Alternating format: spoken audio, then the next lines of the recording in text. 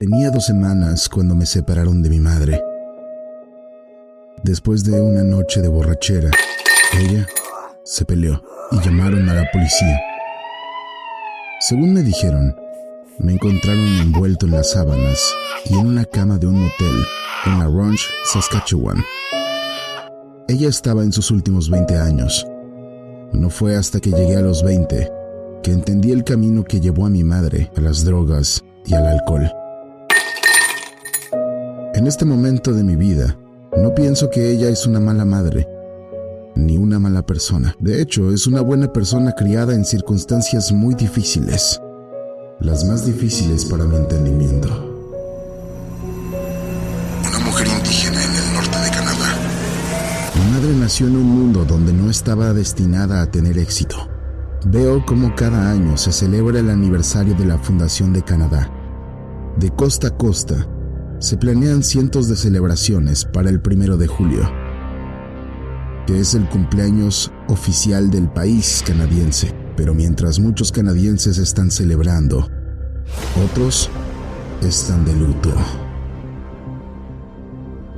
Para los más de 1.4 millones de la comunidad indígena, este hito es un recordatorio de nuestro sufrimiento y pérdida. Más de un siglo en donde el gobierno canadiense está en contra de los indios, que ha incluido migración forzada, segregación, la limitación de la educación, la legalización de la cultura y la separación de los niños de sus padres. Tan recientemente como en la década de 1980, las mujeres indígenas perderían su estatus y sus derechos indígenas si se casaban con una persona no indígena. No se nos permitieron plenos derechos de voto hasta 1960.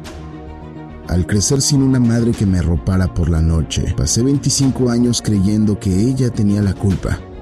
Hoy, tengo 29 años. Entiendo que la situación es mucho más complicada.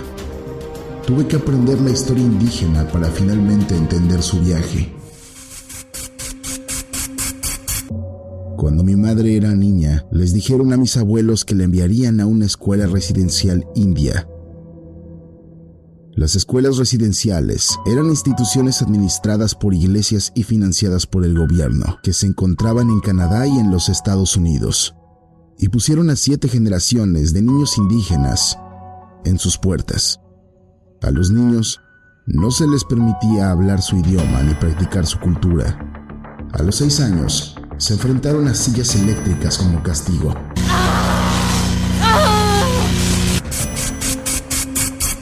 Los hermanos fueron separados, muchos, incluidos mis familiares. Un informe estimó que al menos 6,000 niños murieron de desnutrición y enfermedades o al intentar escapar. En la década de 1960, los abusos que sufrían los niños en las escuelas residenciales eran bien conocidos, pero si mis abuelos se negaban a enviar a mi madre a una, corrían el riesgo de ser encarcelados o multados. Mi madre fue a la escuela residencial india Prince Albert cuando era niña, hasta que mis abuelos tomaron la decisión de esconderla en el monte el día que la recogían de la escuela para que no tuviera que continuar. Con limitadas alternativas de educación, mi madre no terminó la escuela secundaria y hoy, por supuesto, es analfabeta. Habla su idioma Dene mejor que inglés. Como resultado, la educación superior y el ejemplo, por supuesto que no eran opciones para ella.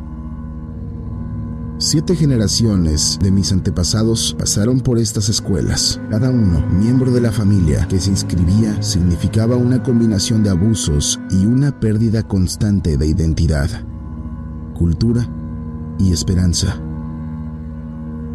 Mi madre era la última generación. La experiencia la dejó destrozada. Como tantos, recurrió a sustancias para adormecer estos dolores. Esto continuó hasta la noche en la que nos separaron en el motel. A partir de entonces, mi padre tomó la custodia total de mí. En el pequeño pueblo indígena donde crecí, el abuso de sustancias, el suicidio y la pobreza afectaron a todas las familias, incluida la mía. No muy lejos de donde yo vivía, había un edificio de ladrillo rojo de 3 pisos. Había albergado una escuela residencial hasta 1964. Sin embargo, mis amigos y yo en la escuela pública No aprendimos sobre los horrores de las escuelas residenciales.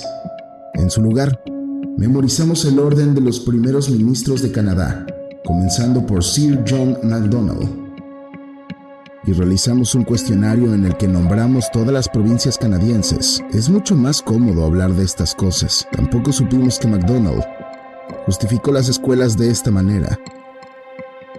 Cuando la escuela está en la reserva, el niño vive con sus padres, que son salvajes, y aunque pueda aprender a leer y escribir, sus hábitos y entrenamiento y modo de pensar son indios. Es simplemente un salvaje que sabe leer y escribir. ¡Wow! Vaya palabras.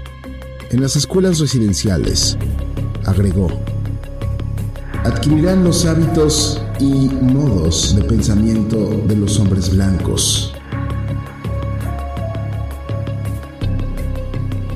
La historia que celebra Canadá es cómoda y unilateral.